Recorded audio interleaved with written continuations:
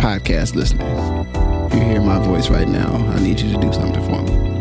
I want you to take out your phone or on your computer, go to Apple Podcasts, search for Ask Your Oldhead podcast. You'll see my logo, my little picture, my little image there. Find the show. Please rate and write a review.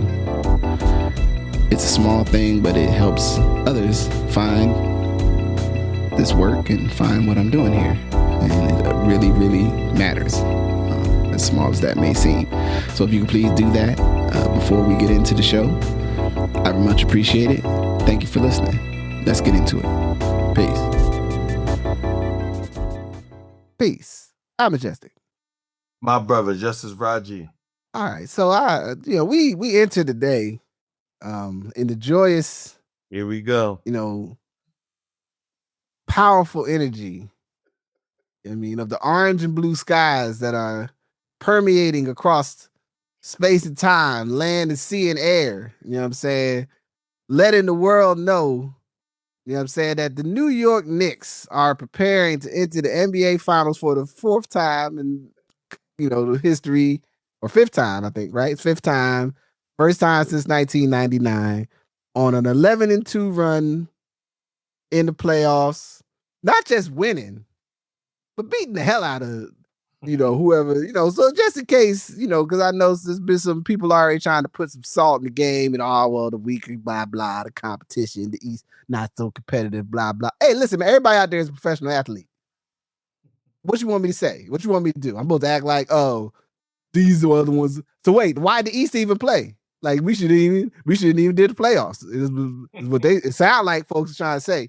And then, so you're clearly not having it. So just to be clear, I'm not having none of it. Because not only did we win, we beat the hell out of them teams. You know what I'm saying? Cleveland just quit. They basically said, 1, 2, 3, Cancun, man. Let me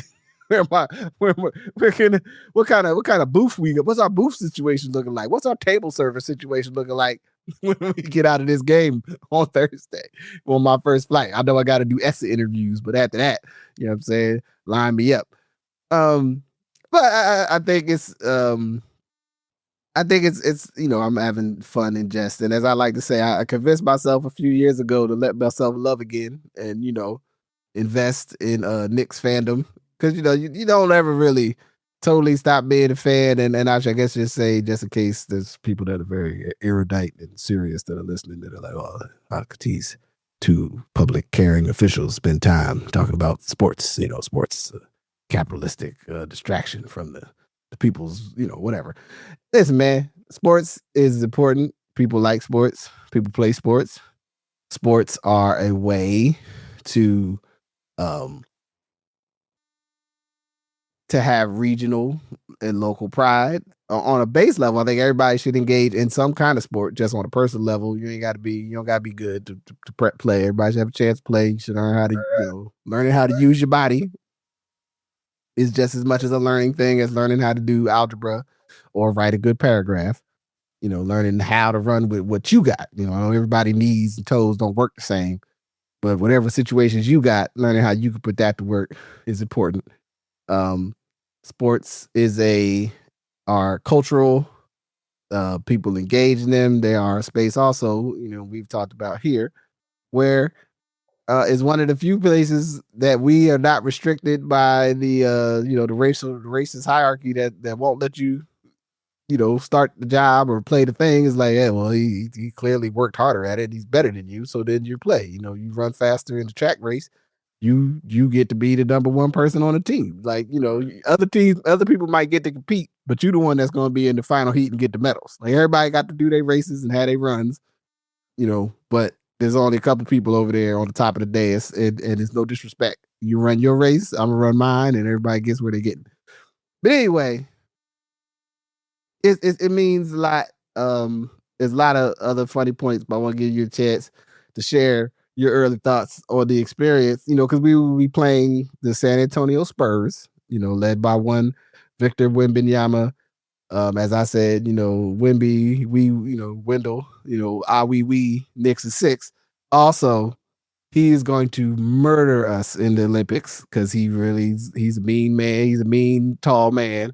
and he's dead serious.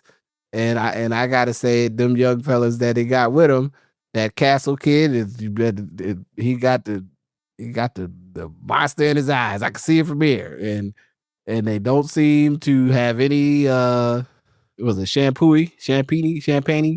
Yeah, Who did champagne. so much stuff? Yeah, that who's not from France. In case you thought he was from France, he's not from France. He's just Look stateside at with where it. we are. Look at where we are now. We don't know if someone's from America or not. You know what I'm Like saying? in basketball, and we've talked about it, but that itself is kind of like, oh, is that a French last name? Or is he from Guadeloupe? Like, what's going on with him?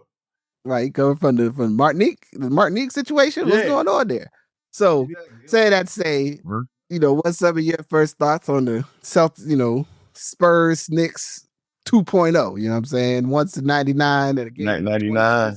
Yeah. Cash Money taking over the 99. Which is actually, think about that song came out the year that they was all in the finals together. Yeah, see, look at it. One, congratulations.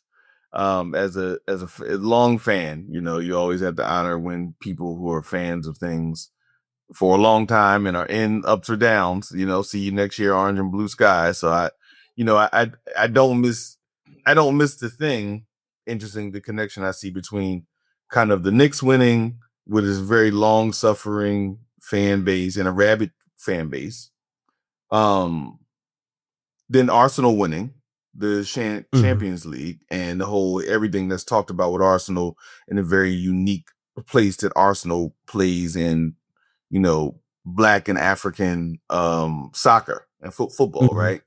In the role that, Arsenal is. And, I've lived through it where I tell people I'm a Man U fan and then they look at me kind of like, how, like I was brainwashed, right? Like they look at me like, oh, you're brainwashed. Like, God, it caught you out. And they just don't say that to me no more. They're like, oh, you're brainwashed. Okay, all right, but so I've had the chance to be in London and see and just the whole Arsenal thing and how very real in the history of it, right? And same thing with the Knicks and kind of going back to the Knicks of lore and thinking about, none other than Patrick Ewing and, those Knicks teams. To your point, it's an organizing thing. Right. And I mean, I think, there's use of sports outside of America that often takes on a very political thing. Right. Like, and to be true, football clubs across the world have political kind of leanings. You know what I mean? Absolutely.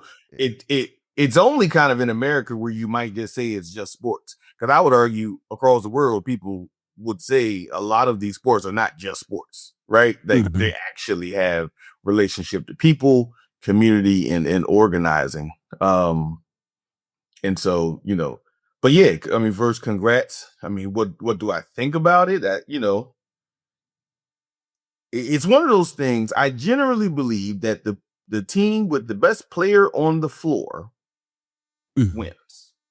Like generally, it now there are times it has not happened, right? There are times that people were better than LeBron James and they had a better team than LeBron James, right? Like, because he was in 8 of them or some shit, right? Like he was 8 straight. 8 straight, right? Like he was 8 straight, which is say what you will about somebody winning 6, he was in 8 straight. Yeah, there's a child who started watching at 8 years old in every finals. He was the person that was it. Right, exactly. Right, whereas a kid that grew up just kept seeing him every year. So, that notwithstanding and kind of thinking about Wembanyama in the very unique place and role he plays, I think in the future of basketball, because I think he's Giannis 2.0. Now, obviously, like anything, do you get hurt? How do you play? But as far as like having a skill set, having the unique set of abilities that he has, and to your point, he's developed a thing. Like we often think of players from outside of America as very skilled but lacking the heart. Right, that's kind of the thing. Right. That was kind of motivation, no passion. Yeah, kind of since the 90s, if you think about it, right? I would argue Petrovic, Drazen Petrovic would have been an outlier. He just died. Yeah, he died early. he would have redefined. He would have had a whole definition for that drives a petrify for folks who may not be basketball fans. Played for the New Jersey Nets and died in a car accident. I think in 92 or 93. But yeah, so that being said, though, New York has an identity. They have a plan. You have 1 million people in the world behind them, and you gotta play, right? Like you gotta play. And so, I think it's very unique when you have a huge, big market team and then playing a small market team. But you're playing a small market team with one of the most known basketball players in the world. And then you have a big market team that is known kind of the whole is greater than the sum of its parts. Jalen Brunson is an amazing player. I don't know where you would put him in top 10, top 15. I don't know if how many guys you take before you take Jalen Brunson, right? On the basketball court right now. But you don't take many people before Wembanyama, right? Like if we're picking. If you were picking, it's like if he don't go one or two, he don't go too far into that, right? Like the guy 7'4" and trained with monks to like be able to focus, right? Like, which is also, I think, a very interesting point that we should note that when we start to hear about players who play at the top of their game, they're utilizing either, going to learn things they did not know before, like him, or reading like LeBron James does, or visualization like Steph Curry, right? So I think it's just very interesting that when people are at the top of their game, they use these techniques.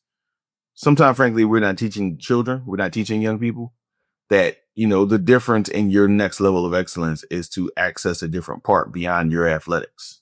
Right.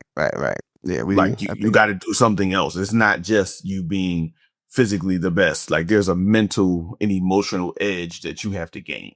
And the fact that Wembanyama figured out how to gain that edge this early in his career should be scary for everybody else. That's the thing that I honestly find most impressive about him.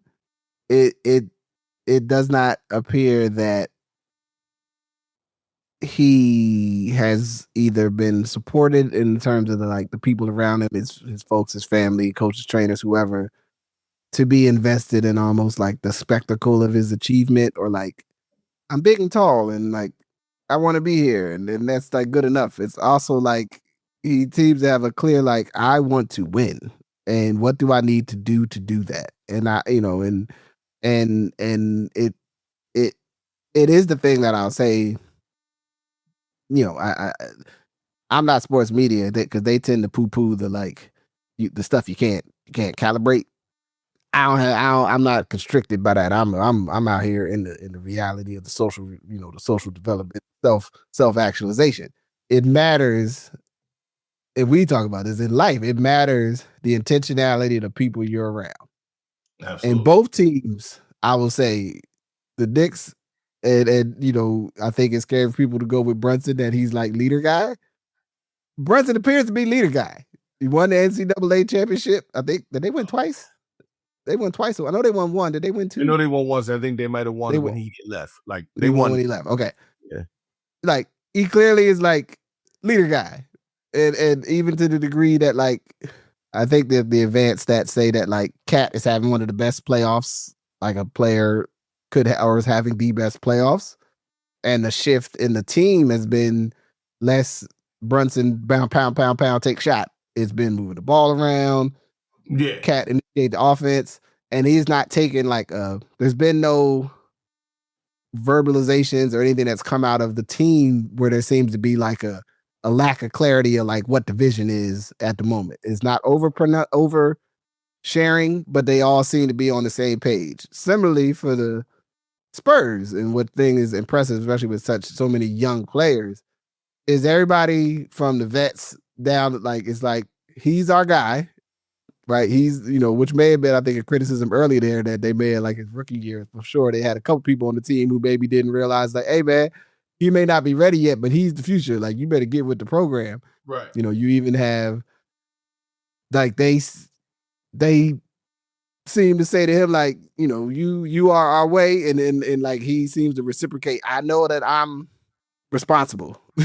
Right. I know I'm like, I got to do certain stuff and and it's impressive to see. And I just always think about in sports and athletics in general, but especially basketball, is a level of decisiveness like improves your ability to win because you don't pause and hesitate and whatever and like then people being on the same page right with that. So even watching the game yesterday, and it's like, yo, y'all, Oklahoma City, you can't have four people on the court who are like, I don't know if I'm supposed to take a shot in the paint or I'm supposed like, the one thing I love about when Caruso gets in the game is Caruso go right to the hole.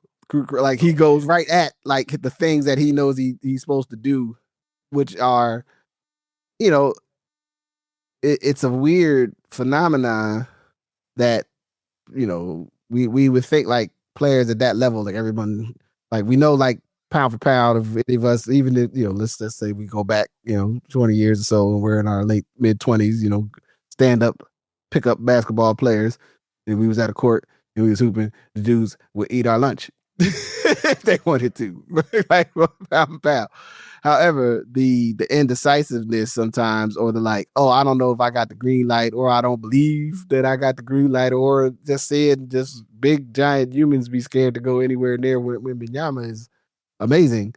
But the kid seems to like also realize like I am responsible and I have intentionality, and I think that makes should make for I think really entertaining series because I don't think that they're going to like shrink away from the moment. I do think, and I think they also are, their youth could get a bit trouble sometimes. They are a bit when they are just doing shit. They're it feels a bit helter skelter, right?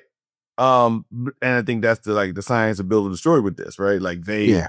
it can feel helter skelter, or it can be dangerously like intense and relentless. Mm-hmm. And if it's when it's on, it's relentless, and SGA couldn't figure it out. And I think this series will be won by a Knick other than Jalen Brunson, because I think defensively they have a model. They can, again, it's not like the Harden, like we just punish you, right? Like how the Knicks just decided to punish James Harden for just being on the court, right? They can throw Castle at him. They can throw Harper at him. They can throw Fox at, like, they got fouls, right? They don't want to, they got 20 to 24. To stop Brunson from doing Brunson time to the degree that you can, right? Because at some part of it, you don't stop him from doing Brunson time. It's just if he has to pass the ball, right? Which is the whole thing with SGA. At some point, he had to pass the ball. And most other teams, other than the San Antonio Spurs, still would have fallen down just with how good the Oklahoma City Thunder are. I think and we'll see if it's a shift or if it's a year-to-year thing, right? Because that's the NBA has not had the same winner, I think, in 8 years or something now. Yeah, it's every and I don't think either of the teams from the previous year title have made it like, where you not like basically two new teams. Yeah. Each of those years as well. Like, so there's a remarkable it's a degree level of parity, yeah. frankly, in the NBA. Sometimes I think I don't know if people like that as much as they say they do. Like parody is one of those things everyone you say you like until you gotta watch it. And then the same team doesn't win, so then it's kind of like, oh man, we expected the Eagles to win again. Oh man, we expected the Chiefs to win again. This is boring, right?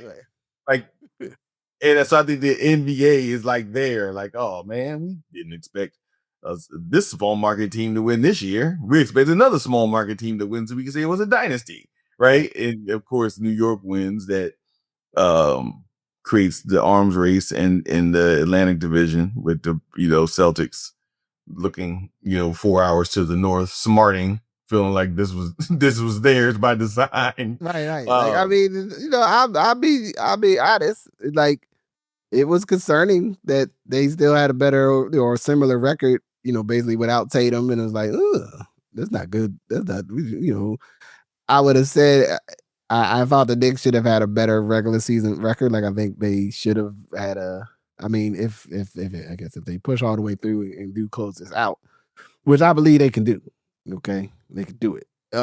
They you could say like, man, how did they basically fall like in a situation where you have multiple teams with around the 53 win mark, which is 50 wins is a good season in that. It's a great season in Absolutely. the NBA. You're 18 games above Because 500. just for the record, the Washington Wizards have never had a 50 win season, I think, ever, or definitely not in the last like 30 years.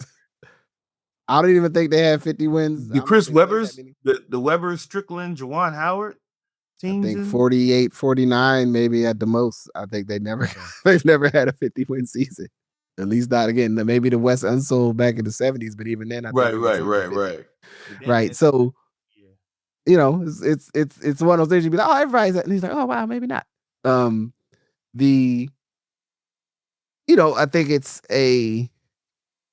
as a fan of the game, fan of the sport, a person who does enjoy it, even if it was like, my chosen strategy in the days of the nadir, it was because I think it's important to say when your team is bad, it ain't nobody else's fault most of the time. Like you can have a little bit of bad fortune with injuries and persons getting hurt, but largely teams be bad because they make bad choices. They trade for the wrong thing, they pick the wrong guy.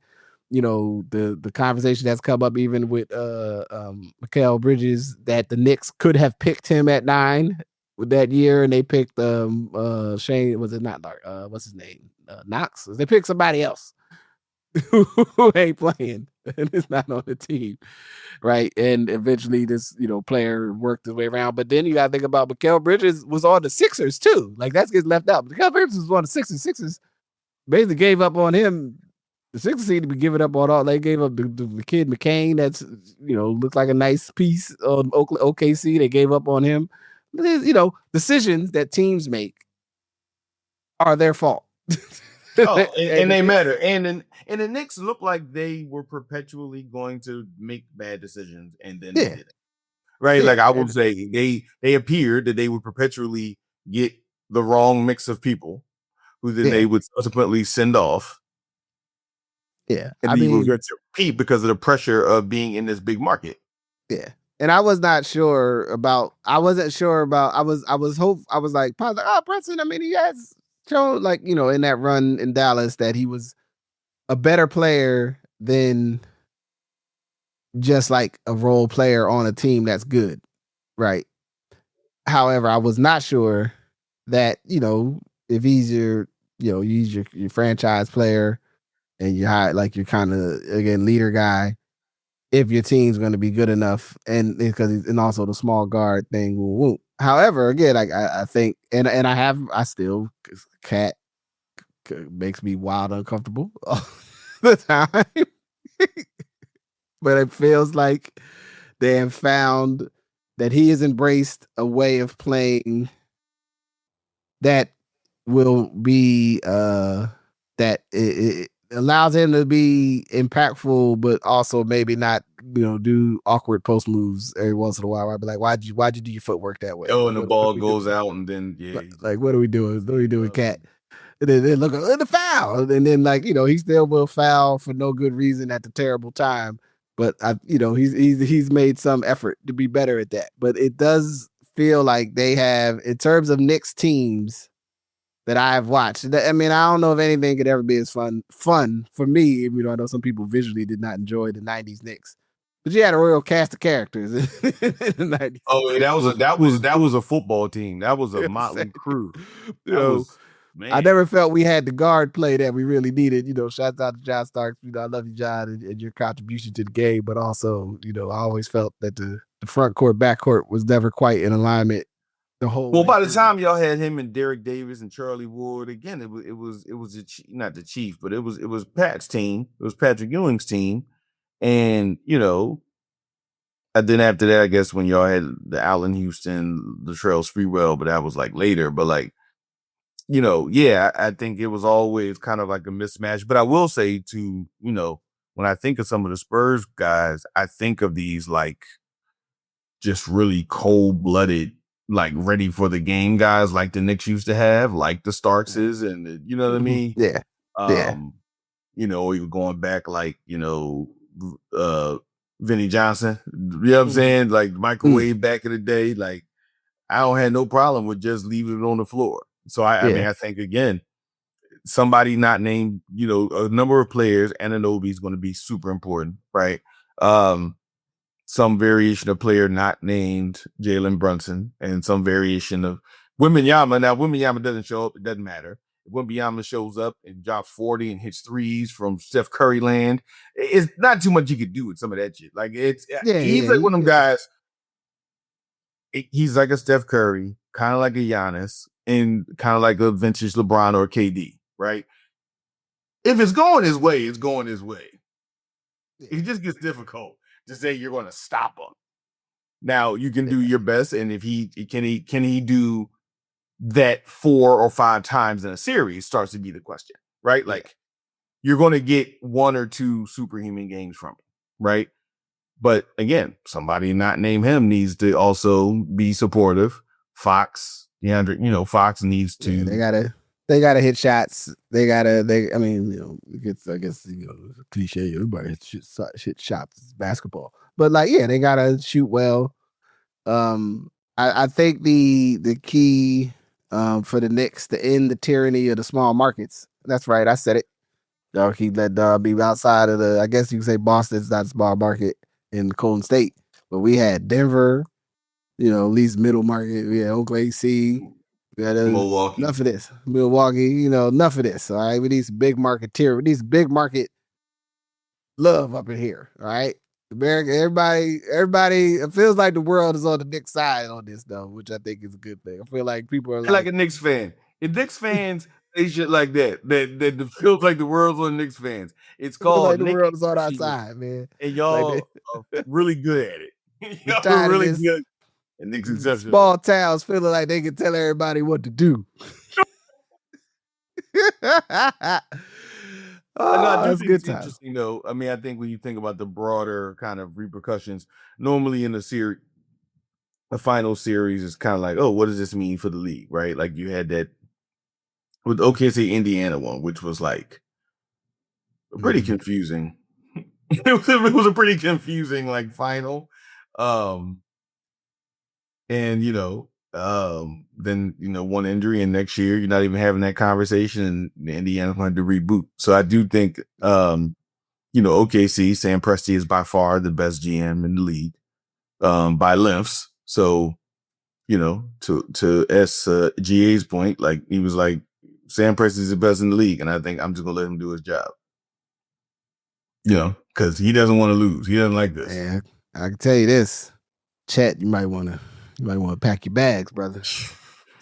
I mean, everybody's piling on you right now, but I'm just saying, my man, you might need to go see Coach Few up here in Spokane. Have a little summer session. Go out there like on some like you need a Eye of the Tiger. Rocky with Apollo Creed situation. You need somebody to like. Your life depends on it, Chet. Wembanyama, he has to treat Wembanyama like Rocky treated Drago. Like he got to fight like that. He got to say like he's a bad guy. He is a bad international actor, and he has to like do away with him. Like he need to go lift some winter wheat. You know what I'm saying? Just be out there like, I got to get ready. Like, you know what I'm saying? Start running up some hills with rocks on his back or something. Like, cause like, yo, man, you can't shoot 2 times in a game 7, man. Like, you 7'3" or something. I know Wemby's like 7. They think he's really like maybe taller than 7'7", and they be trying not to talk about it because it's like he too tall. But I'm like, hey man, you gotta do something, man. You can't. You gotta do something, man. Fight back. Fight back, Chet. I mean, like, yo. I mean, like you his teammates, he like, yo, what happened with Chet? Like, I don't know. I don't know what happened with Chet. Man, like you gotta the other two, the player that you would say is the number 2 on that team is out. And now I will say this is I'm going to Coach Justice, who maybe is going to give you an unqualified sports opinion. I blame all of y'all with your love of the game, and just because you big don't mean you need to do big stuff. Blah blah blah, foolishness. All you people, you football type guys always want to be physical. Blah blah blah, whatever. that man is tall and large and should at some point at least say, man, give me a give and go. He just crammed on me in the first 3 minutes of the game. Let me get my cram back. You got to have some cram back in you in life. America, everybody listening, young people, you a young person. I like that. Sometimes you got to have some cram back. Like they got me, I'm going to get mine. Like, you know, you ain't got to come out of character. You got to get some but cram you got back at least, in your life. You got to try. You got to, Caruso almost took his own self out trying to get a cram back. See, be like Caruso. You know what I mean? What he played, Texas A&M Corpus Christi. Is the reason that man is in the NBA. Is a focus, dedication, is a success in life. Requires a bit of cram back. You gotta stay focused out there. You know, and I stand by. You make a thing Knicks. For it, like cram means something like courageous. Like courageous, resilient, aware, magnanimous, or motivated. You know what I'm saying? Motivated. Courageous, resilient, aware, motivated. Get in there, cram back, focus. You gotta get in there, man. You can't let this happen to you. You know what I'm saying? This is life. This is real life out here. But like I said, like Apollo Creed told Rocky in the gym, you see the eye? Look at them. The brothers there fighting for their life. Rock. You gotta be like that. You gotta fight for your life.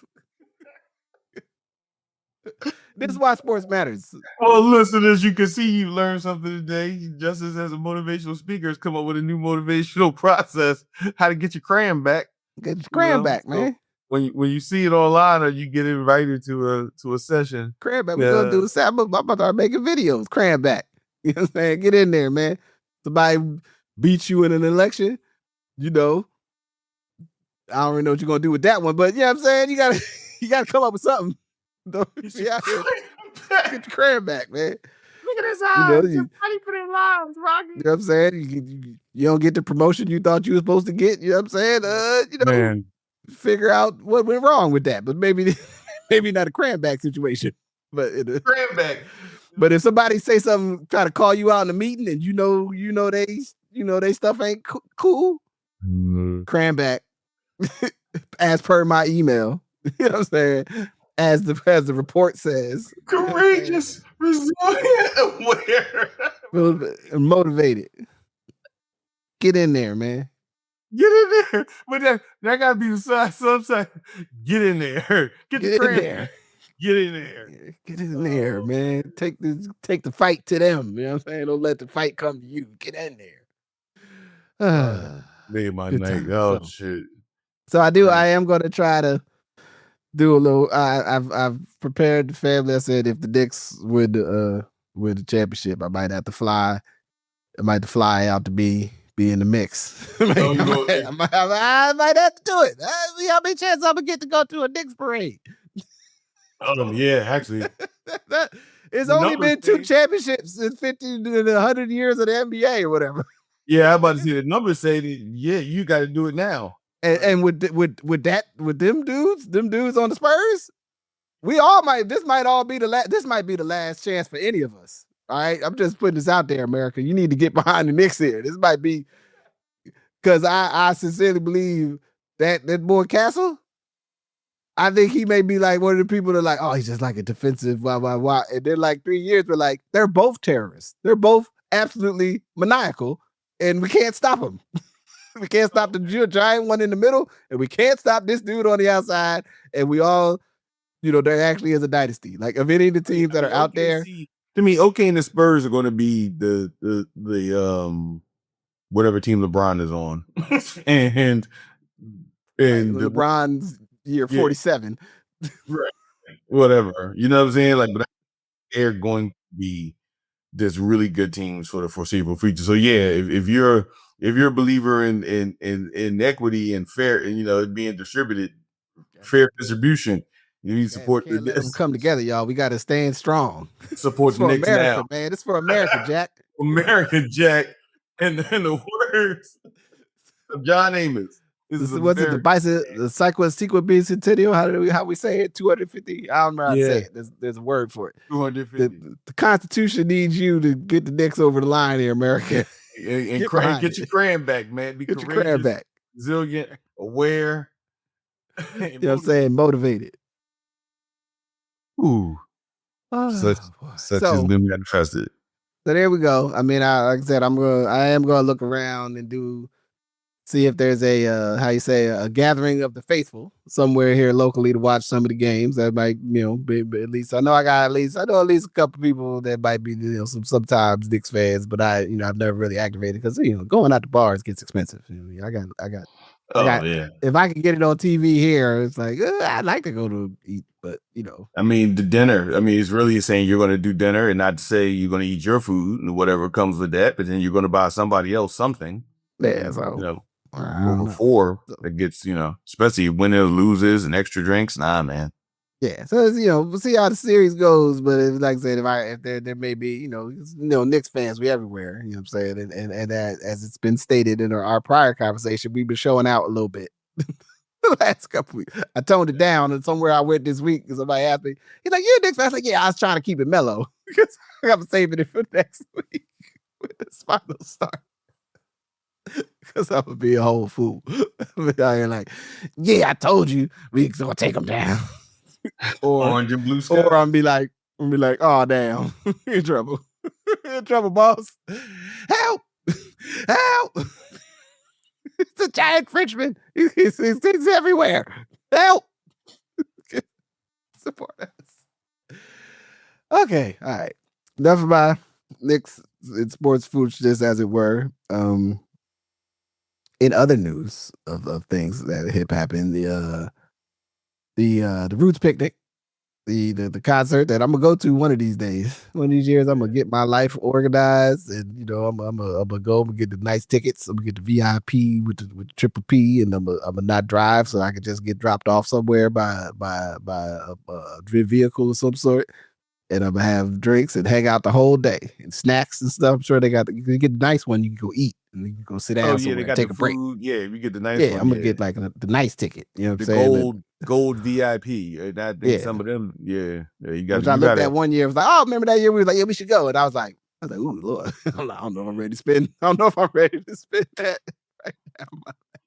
Yeah, I But mean, it's nothing short of frankly amazing. And I think we're talking a little bit about I think some of the specifics that have happened, but I do think there's a time that everyone should look at this conversation about the Roots going from a group that not so long ago was kind of still seen as on the fringes of mainstream American kind of representation with hip hop.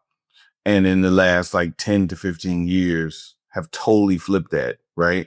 I would argue they had the premier they had the premier black music festival globally because Afropunk mm-hmm. isn't really as big anymore, right? Yeah. Mm-hmm. Like when you get a Roots picnic here and in London, Oh like yeah, for just people content, Nas is doing London with them, oh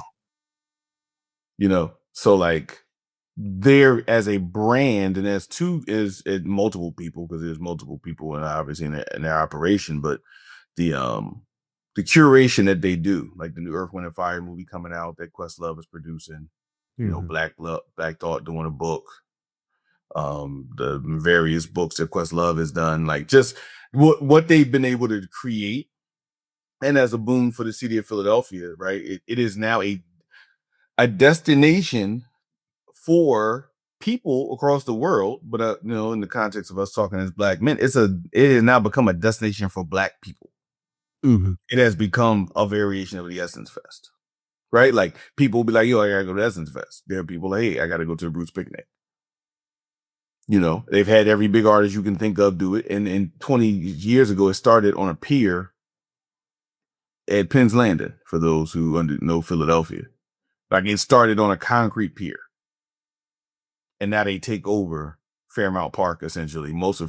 A good amount of West Philadelphia is Fairmount Park Mm-hmm. to throw a festival, that attracts people from all over the world. And as the biggest hip hop artists of the world performed last night. And so, yeah, I just think, that itself is something.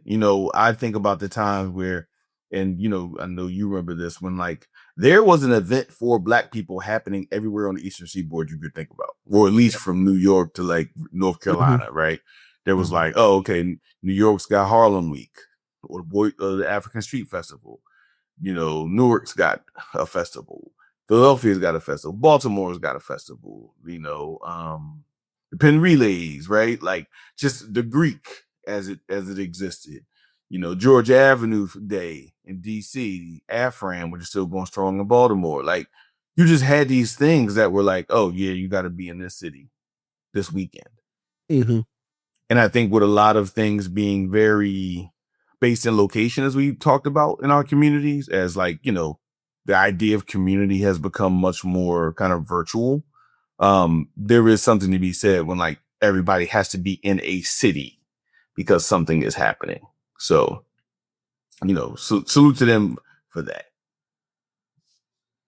I mean, as a person who had the ability to watch them play for money on South Street in the early 90s, right? And like wanting to be around them because like girls that liked hip hop and wore polo was around them.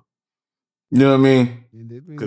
These are how you say, at least for us, it's like, yeah, I'll come to that. Who's gonna be there? They're gonna be with the hip. But yeah, I'm coming. Yeah. You go down and just watch them play, right? And so, I think it's a very, very interesting kind of model. Well, the thing that I find interesting about it, and because at this point in our lives, I mean, it elevates two things that are interesting because we still have this prevailing notion as it pertains to hip hop that anyone that was old not only has to exit the music, is somehow not relevant to the music. Right. So we have that.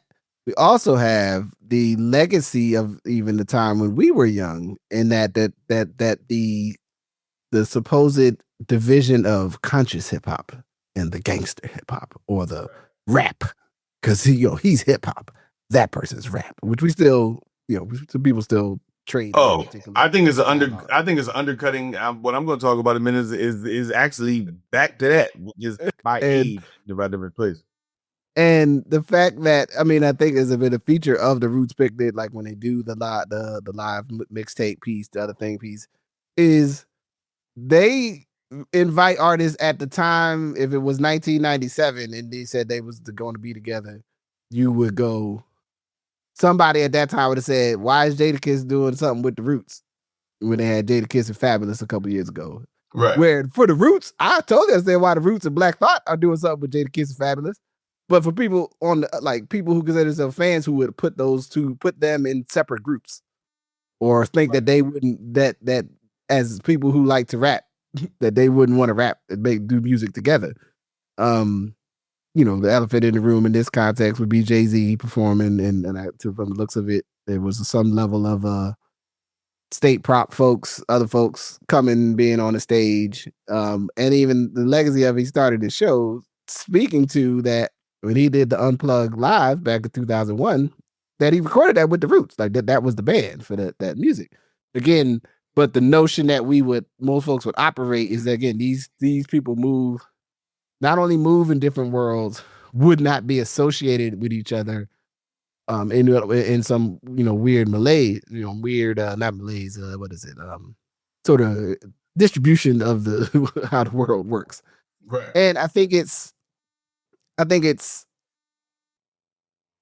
the power of artists to and you use the right word, I think, to curate the nature of what this is, and to dictate the terms of the creativity of their genre, of the thing that they produce. I think is a thing that I would give them the largest of salutes for, because they stuck to who they were, but also have kept to doing a show because I think was it Dreamville, which I know Freedom's gone to a couple times. Freedom, my child, is going to down in North Carolina. I think it's in North Carolina. That's what's the name?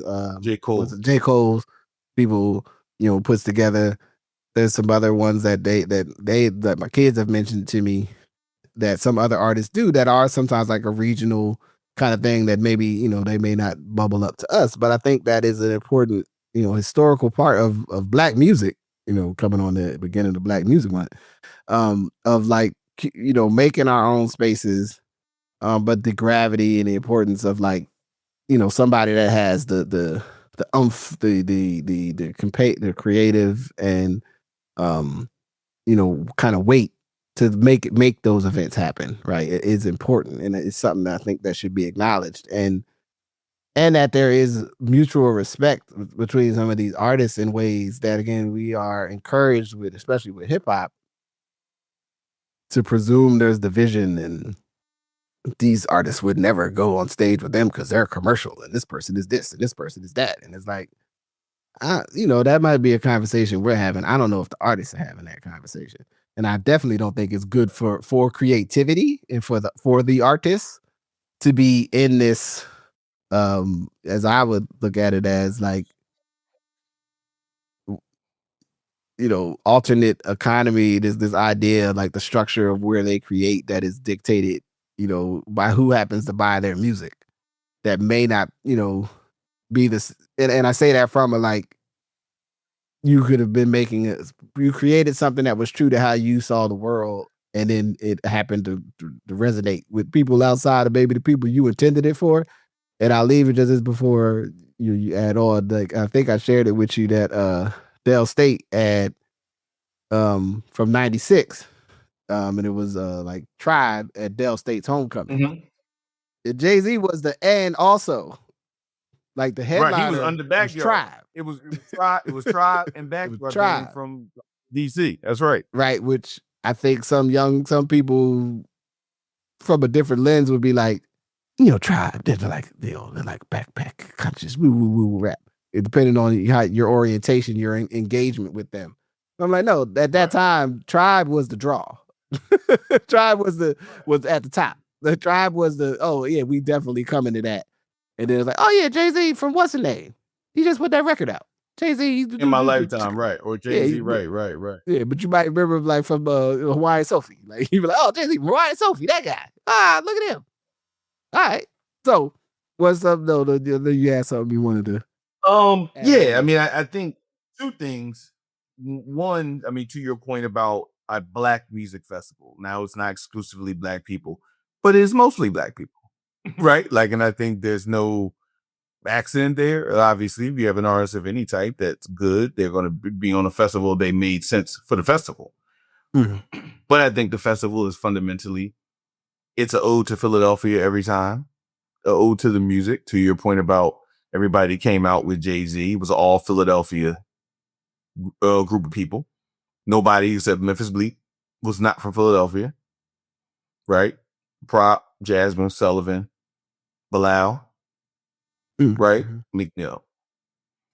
So, and even at one point he says, like, these are some of the most creative people in the world are from your city. So it is fascinating how the Roots are able to keep it as an ode to Philadelphia while creating a global phenomenon. So that's one thing I think about. And the importance of hip hop or anything else being seen in the pantheon of Black music.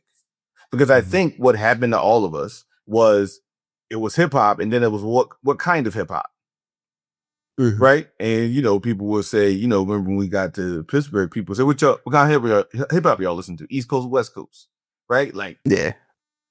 So it's interesting. They be like, is East Coast or West Coast? Well, West Coast could have been Razcast or Saphir or Hyro, right? Tim Dog could have been on the East Coast. Right, like so it's not the kind of music. What Compton? Yeah. Wild song. Wild, man. Wild. Tim Dog. Y'all had to be there. Yeah, you had to be there for Tim Dog. Like, and I think we all participated in it, and then capitalism takes over, and then it makes it like, okay, well, if you like that kind of hip hop, listen to that. If you like that kind of hip hop, listen to that, right? And then hip hop stops to be seen out this idea of Black music. And I think Jay-Z benefited from it in the beginning. And I think obviously as an older artist, then you start to be like, oh, maybe I don't want it to be like that anymore. But it's like, oh, you benefited from a lot of this in the beginning, this over infatuation with Billboard charts, the over infatuation with the monetization, which I then think it reaches its like dysfunctional peak point with Drake fans. And so here it does not meet whatever I think about Drake. It's the fan identifying that because you've had more number one hits that you are a better artist. Oh yeah. Right. And just the idea that we have of this, that, the conversation in the last week of like Drake passed Michael Jackson, so he's the GOAT. And it's like, well, I took a cursory glance and listened to Thriller again, just to Drake's not. Is Michael Jackson, dog. Like, I don't care Yo. about all that other shit, Bubbles, all that other shit. I ain't talking about, if you sound guilty with the other stuff, I ain't with that, and we stand on that kind of stuff. Him talking the having giraffes and shit and monkeys and orangutans, chimpanzees in the house, whatever. That was Michael Jackson, Jackson. Like, that was a global scale event. And that person performed from the late 60s, early 70s to damn near when he died. And yes, he had a range of stuff that he did. You listen to Thriller, it's definitely some stuff that sounds like, oh, that probably should have been on Victory. Or that probably that might have been a song that they redid off the wall, right? But when you listen to it, you're just like, no, this is music that someone will play anywhere at any time. Right? I think there is a very kind of interesting point that Kendrick Lamar made about like Drake doesn't have a classic album.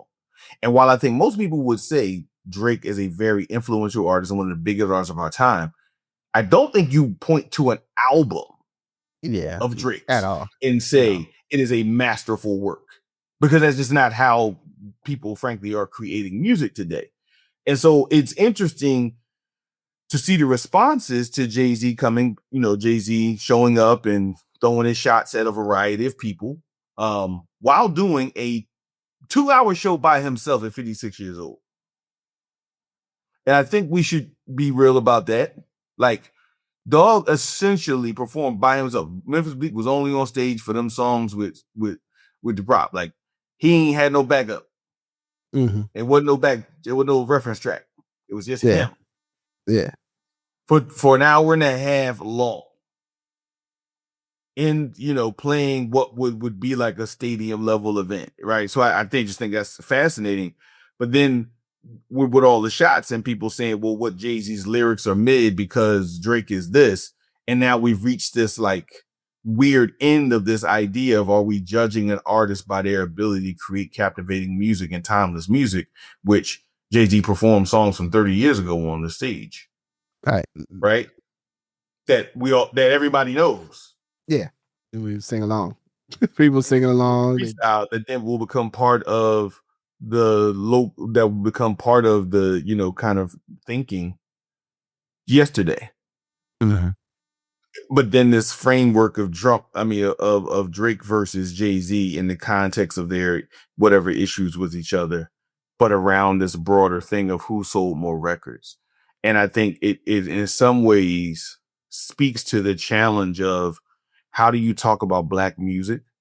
How do you talk about the importance of Black music that goes beyond who sold more records? Well, and that's where I think the importance of us taking control of the conversation in some ways, or being mindful of how we even have a conversation about it. And I know I always have a different conversation when I talk to other people about music, because I will talk about it sometimes from, especially music that is contemporary at the time when we were, really active in making music. And I still think about it in that lens. For me, like, yeah, there's music that I like way more than other things, and that is an indicator of its value. I'm not really concerned if other people bought that record. You know what I'm saying? It turns out in some cases, like Stevie Wonder's Songs to the Key of Life is like the greatest record in the making of music ever. And I also, you know what I'm saying? Like, these two things came together, and I look funny at anybody who doesn't know that record or know songs from that record. I go like, well, me and you have lived different lives, clearly, if this is not something that connects with you in some way, right? I was listening to another podcast the other day, and it actually mentioned because lately's not on that record, lately's on another record, but it mentioned that for some that the people in the conversation, shout out to the brothers at the show mission. I enjoy that podcast, listen regularly, and they were referencing a concern that for some folks, even in our generation, Stevie Wonder's lately versus Jodeci lately, that some folks may like the Jodeci one better, which I found astonishing. I'm like, can't be that, but I just can't imagine that. But then I was like, maybe they do. Because they feel like it's more their age, like their people, blah blah blah. Like these other contextual factors that change the nature of the song. So, like as that relates to even like this conversation about Jay and Drake and Drake better or Drake not better, the proof is in the pudding. The fact that for a lot of us, you can't name. I mean, unless you're like a super Drake person, you don't. None of them records jump out in a consistent way. I think maybe the mixtape that like kind of first launched this situation, maybe something that has that more. But even that, like I don't totally remember what was. It's like a malaise of Drake songs out. Maybe if I was a little younger, I would have engaged with them differently, and therefore I could call song names and what record they were on and when they came out. But for the most part, his music doesn't hit me that way. Right. But the other important thing, what I think about the actual evaluation, I think at its core, most folks who really like music honor the idea that it's about the music that resonates with you that matters most. And it's, again, sometimes it's Thriller or Songs in the Key of Life, or it was, Illmatic, or depending on how you feel about either Wu-Tang Forever or Into the 36 Chambers, right? Like sometimes it's the thing that's also the first thing or the big thing, and then sometimes it's something else. Sometimes it's I was listening to Who's Gonna Take the Weight earlier, right? Like I'm a Step in the Arena person. I'm a EPFD's first 3 records person. You know what I'm saying? I'm all Rakim's first 4 records person. I'm definitely a Low End Theory, Midnight Marauders person, Stakes is High person, right? Where I connect with those albums in a way that it's like, yeah, you don't gotta like it, dog. I don't care if you don't think it was dope. Like, I really don't. Like, that's on you. But if you're asking me what's most important, these are some of the things that are going to come up. Very, Roots. We talk about the Roots. I'm not even getting all them records, right? And it's bizarre to me that people really want to like have this, like, but they didn't sell as many records as the other person. I'm like, I don't like, who the hell are them people that bought them records? I don't know them people. Like, who are they? Why should I know what they doing? But that's what I'm saying. That part of I think a certain thrust of hip hop started to define the quality of it by the amount of records sold. And I think there was generations, and some of ours, but then having, the succeeding generations that did start to use notoriety as some sort of stand-in for quality. Mm-hmm. Yeah. And like I said, the Drake fans are now totally there. Like there's nothing you can tell them There's about. nothing else. That's all they want. Even if he loses a battle, he's lost 2 battles. We might be headed to 0 for 3. And no one cares because they're like, yo, but he made the song that hit summer 17 that dealt with when I got out of a relationship. Now, that's fine because a lot of us like songs because it was a happy birthday song, at your house in 1984 because Stevie Wonder did it. So I get it. Yep. Like I will say,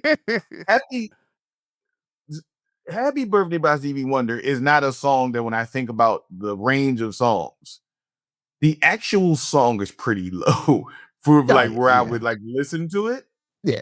But to your point, it has a context because it's like happy birthday. And you do a song for Martin Luther King's birthday.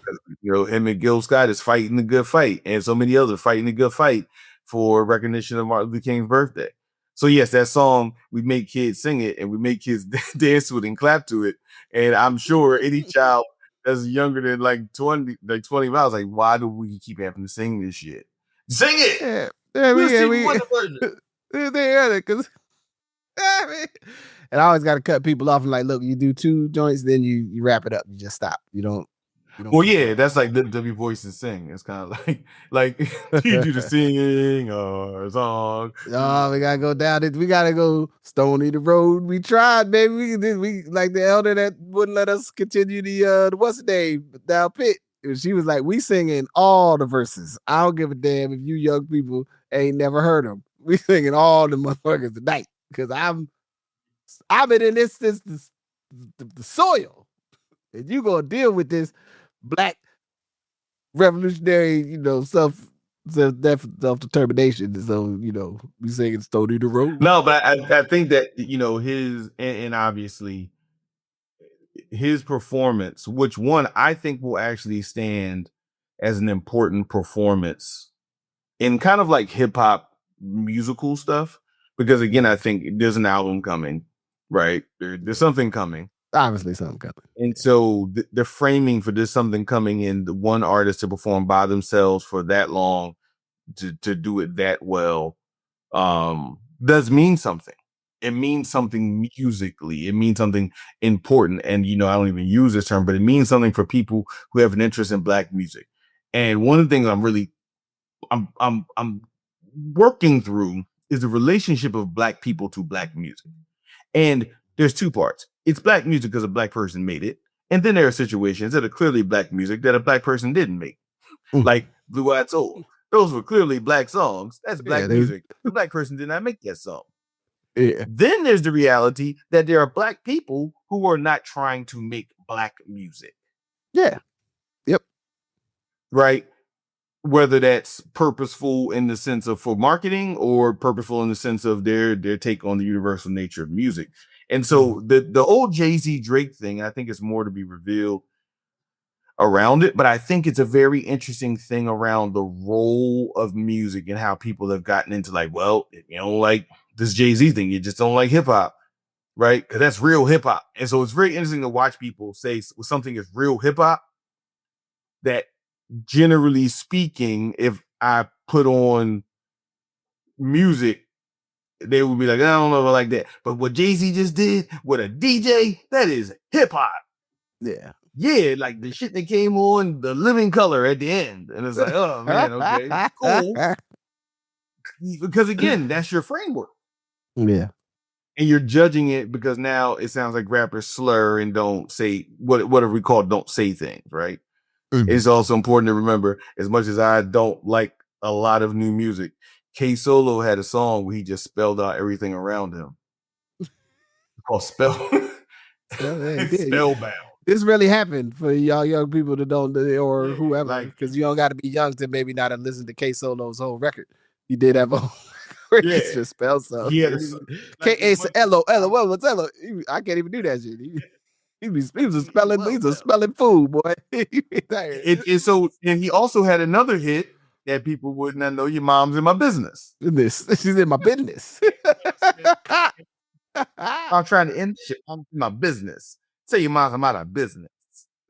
Right? And put Frankie Beverly in there. So, as much as I like to take hip hop as a serious global thing, dog, this song to come on that start bum stickly bum, huh? I got the little rubber bum. They move like the young people been making fun of that a little bit too. Like, when your old head tell you about the real hip hop, and then the bum sticking, like, look, you had to be there, man. All right, the bum sticking, it was good for a couple songs. And so that's why I say, it's a hot minute. That's why I say, just I appreciate if somebody had a bad relationship and Drake got one of them songs where he done made some young lady, unfortunately, the name of the interlude because they done broke up, and he's rapping and singing and it feels very toxic.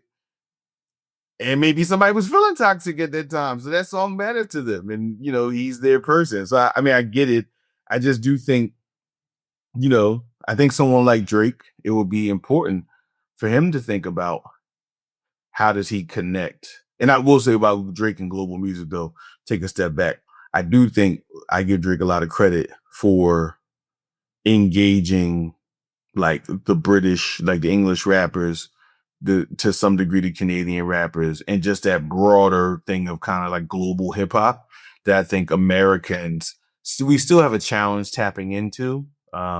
Yeah. because we don't meet those borders in the same way, right? Like if you're Right. We don't, and we may not have a, like, what is a, like, familial, like, I have, like, cousin, like, my mom's sister is in London. Like, they went to London, we went to Toronto. Every right, once in a right. while, we That's see each exactly. other. Like, every once in a while, we see each other, or we go to, you name the We go place, back and to we, the other country. We go back to our yeah, country and the and see each other, and we and, like, see.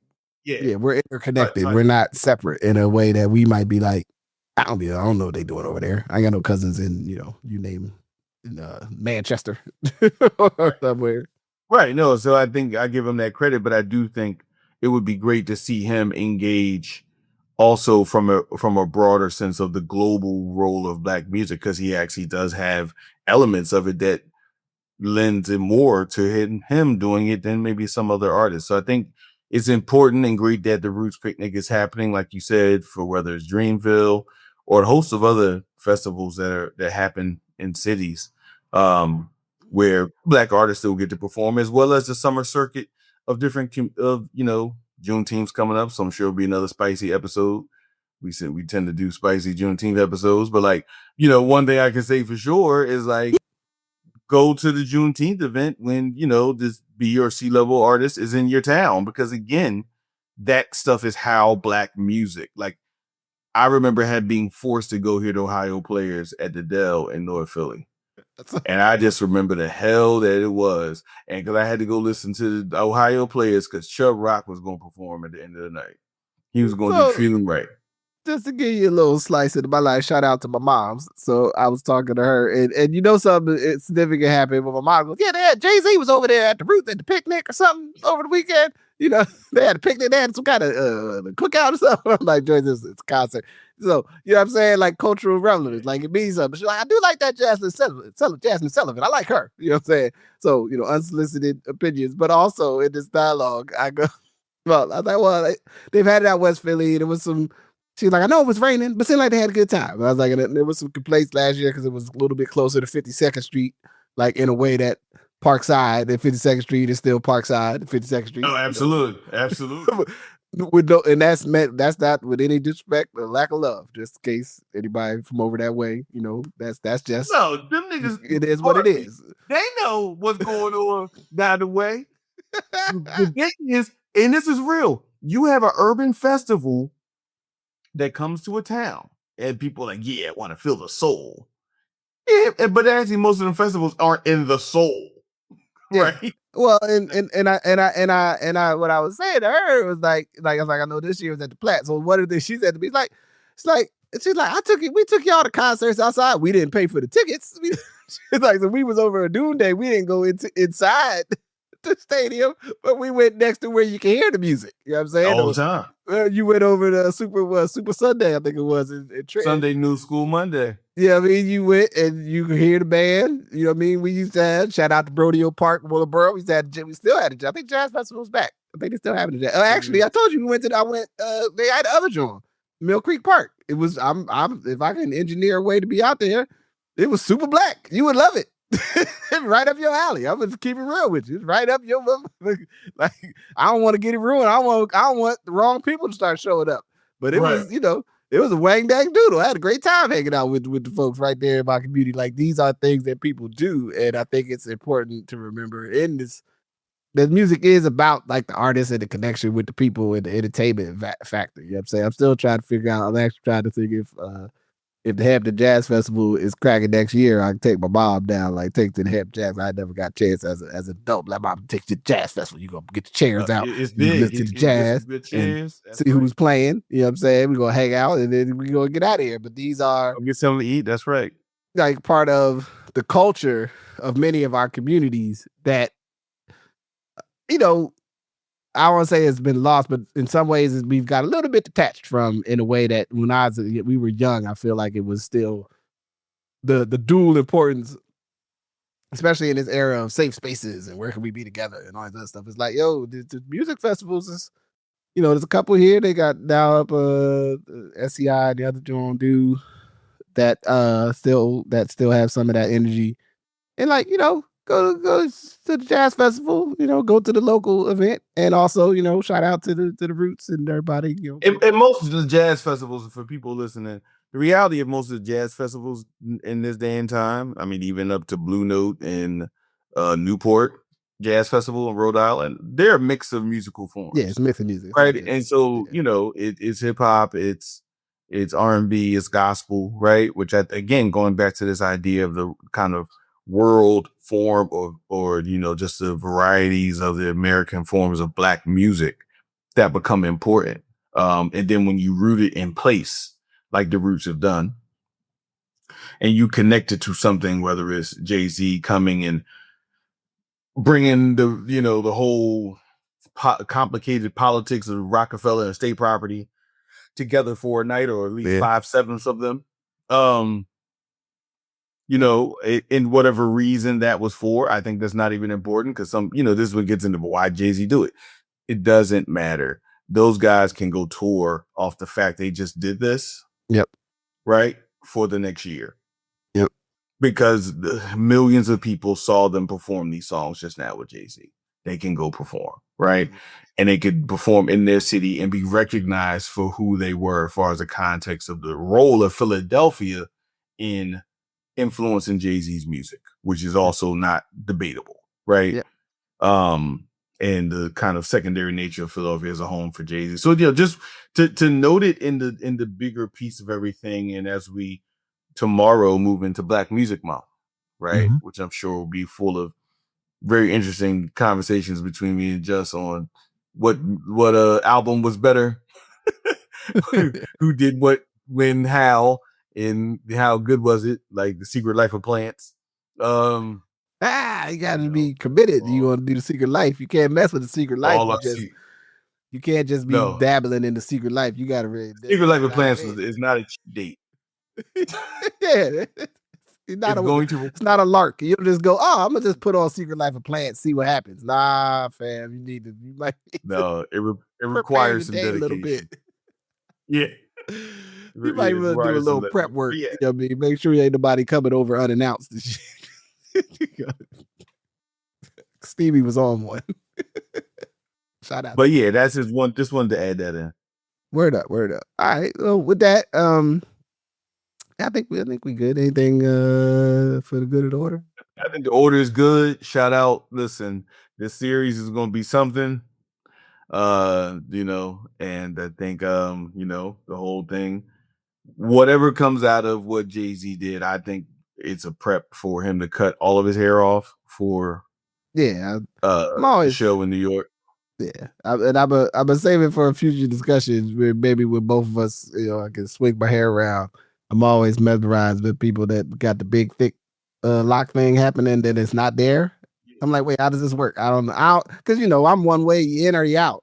I don't know this other world where you're like taking them off and putting them back on and doing what's going. I don't understand. I'm trying not to be judgmental. I know that we come from very just similar perspectives on something you're doing or you're not doing it, and then obviously with LL not cutting his hair since the 70s, so I get it, right? Like, but my one thing is I just be like, okay, that's all the hair you had. Like, I'm not getting into whatever the politics of it are, but like, dog, you had his wicks were not small, yeah. So it kind of felt like, yo, if that was all the hair that was there, that's interesting. I just thought it just would seem like it was more hair there. I said, all right, it might not have. In retrospect, you know what? In retrospect, he'd been growing maybe 10 years, and so maybe there wasn't as much hair there as. Yeah, I mean, maybe after you cut it and you blow it out, you comb it out. You know what I'm saying? It looks less than maybe it would have looked. I don't know. Yeah, and I'm sure with me some loss, but I just think, I definitely think he's on this. Like, I did this as a methodology to, by the time we get to Yankee Stadium, we come back with the it looks like 96. Yeah, the Caesar. It's a Caesar. It's a Caesar. It's the a new Jay-Z 4.0 or whatever. Because we'll say it for another time, but I argue this is like the shedding of his art space. The shedding of a particular Jay-Z that's about 10 years long. All right. Yeah. and now moving back into something else. Hence them talking about going on offense and the whole thing. So I think you'll see something different. So, it's Black Music Month. We have a lot to talk about. Absolutely. So with that, I'll say peace. Peace. Thank you for listening to Good Brothers. Thank you to my good brother, I'm Majestic. Good Brothers is a part of the Ask Your Oldhead podcast feed, and you can support the podcast by rating, subscribing, sharing wherever you listen. You can also support it by becoming a patron on Patreon, where you can watch the full video versions of these, at least for now.